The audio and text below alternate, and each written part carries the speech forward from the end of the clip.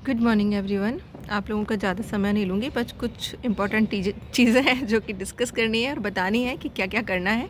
तो देखिए, अभी 10 तारीख आ रही है, जो कि जिसे मैं बोलती हूँ यूनिवर्सल डेट, यानी जिस दिन आप सारी चीज़ें लगा सकते हैं। पूर्णिमासी से 48 घंटे पहले वाली किसी भी तरीके का सीड जो है वो आप लगा सकते हैं, सब्जी का, फल का, फूल का। और एक है आपकी आएगी 18 तारीख। दोनों देख लीजिएगा, शनि चंद्र आमने सामने वाली डेट भी है इस महीने, और पूर्णिमासी से 48 घंटे पहले वाली डेट भी है। और बाकी तो हैं ही। डेट वाइज आपको क्या करना है, तो प्लीज़ कैलेंडर ज़रूर देख लीजिएगा। जिन लोगों ने कैलेंडर फॉलो नहीं किया है या जिनको नहीं पता है, कमेंट बॉक्स में लिखिएगा, मैं कैलेंडर आपको दे दूँगी, तो आप उसे एक बार फॉलो करके ज़रूर देखिएगा। और मैं रिक्वेस्ट करना चाहूँगी, जो भी लोग मेरे वीडियोस देखते हैं, कि आप अपने गार्डन में सेट कर लीजिए। कुछ पौधों पे कैलेंडर के अकॉर्डिंग काम करिए, कुछ कैलेंडर पर मत करिए। रिज़ल्ट आपके सामने आ जाएगा कुछ महीनों में, तब आपको समझ आ जाएगा कि कैलेंडर फॉलो करना क्यों ज़रूरी होता है, क्योंकि उससे क्या मिरेकल्स होते हैं वो आप जो यूज़ कर रहे हैं वो देख ही चुके होंगे।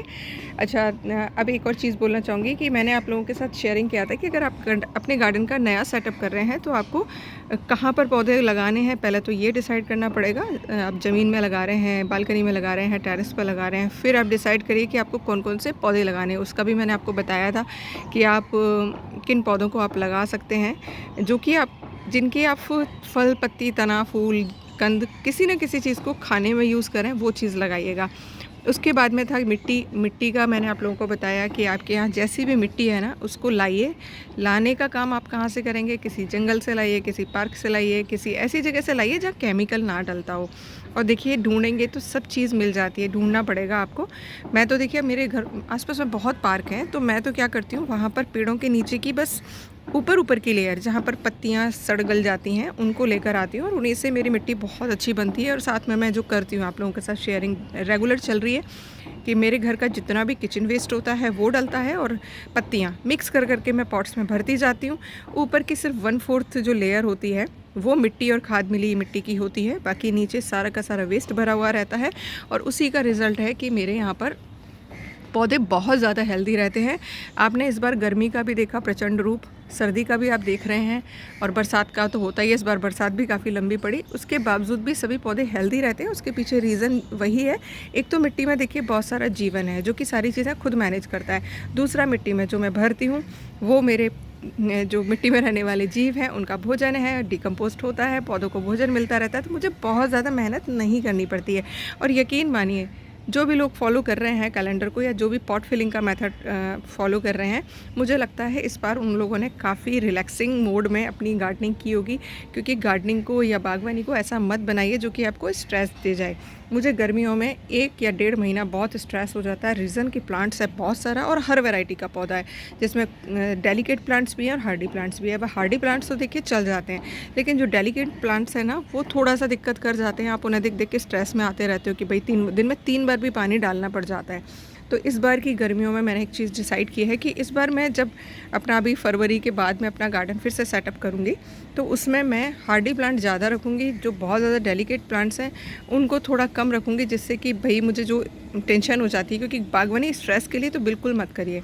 अगर आप उसके लिए कर रहे हैं तो फिर ना ही करिए। तो उस चीज़ से बचने के लिए मैं कुछ थोड़ा सा चेंज करूँगी अपने गार्डन में, रेगुलर शेयर करती रहूँगी। और अभी भी टाइम है, अगर आप लीफी वेजिटेबल्स का एक बैच लगाना चाह रहे हैं तो लगा सकते हैं, क्योंकि हमारे यहाँ पर तो देखिए मार्च के मिड से ही थोड़ी गर्मी होनी स्टार्ट हो जाती है। और उसके बाद जो मेरा पर्सनल एक्सपीरियंस रहा है, सर्दियों वाली सब्जियां जो है बिल्कुल ख़त्म होना शुरू हो जाती हैं, उन पर पेस्ट अटैक होना बहुत ज़्यादा शुरू हो जाता है, और उसके बाद फिर कोई मतलब नहीं रहता। तो आप मिट्टी बना लीजिएगा। अब उसके बाद में आता है कि आपको पॉट्स कौन से लेने हैं। तो मेरा ये जो टेरेस गार्डन है, इसमें कबाड़ से जुगाड़ भी है, ख़रीदे हुए पॉट्स भी हैं, ग्रो बैग्स भी हैं।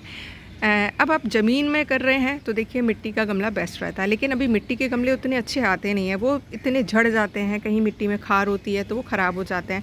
तो आप सीमेंटेड ले सकते हैं अगर ज़मीन में है, लेकिन टेरेस पर अगर आप गार्डनिंग कर रहे हैं तो ना तो आप सीमेंटेड बहुत ज़्यादा रख सकते, ना ही मिट्टी के रख सकते, क्योंकि तेज़ हवा आती है तो वो लुढ़कते हैं और टूटने का डर रहता है। प्लास्टिक भी अच्छी क्वालिटी का लीजिएगा, क्योंकि ख़राब क्वालिटी की प्लास्टिक भी थोड़े दिनों तो ठीक चलती है, पैसा भी खर्च हो जाता है, और उसके बाद में फिर वो ख़राब होनी शुरू हो जाती है, चटकनी शुरू हो जाती है, और ज़रा सी हवा आई पौधा पॉट लुढ़का और आपका वो पॉट भी टूट जाता है। शुरुआत में मैंने बहुत पैसा खर्च किया था इस चीज़ में। मुझे लगता है अभी जो मेरा पर्सनल पिछले 2 साल का एक्सपीरियंस है ग्रो बैग्स के साथ में, बहुत बढ़िया है। ग्रो बैग्स में अगर आप गार्डनिंग करते हैं 50-55 रुपये का मैक्सिमम मिल जाता है 12x12 का जो ग्रो बैग है, और उसमें आप मल्टीपल प्लांट्स भी लगा सकते हैं एक ही पॉट में। तो अगर आप खर्चा कर सकते हैं तो एक तो आप वो कर लीजिएगा। दूसरा जो आटे के बैग्स आते हैं वो बहुत अच्छा वर्क करते हैं। चावल वगैरह के जो आते हैं, सीमेंट के जो आते हैं, उनको मैं नहीं बोलती हूँ करने के लिए, क्योंकि शुरुआत में मैंने किए थे, मैंने देखा 2-3 महीने तो वो ठीक चलते हैं, उसके बाद उनमें इतने महीन टुकड़े हो जाते हैं प्लास्टिक के कि वो पूरा का पूरा जो प्लास्टिक है वो मिट्टी के अंदर मिलना शुरू हो जाता है। तो उसको मैं नहीं बोलूँगी। बाकी हार्ड जो प्लास्टिक होती है उसको आप यूज़ करिए, बहुत अच्छे से प्लांट्स चलेंगे मेरे।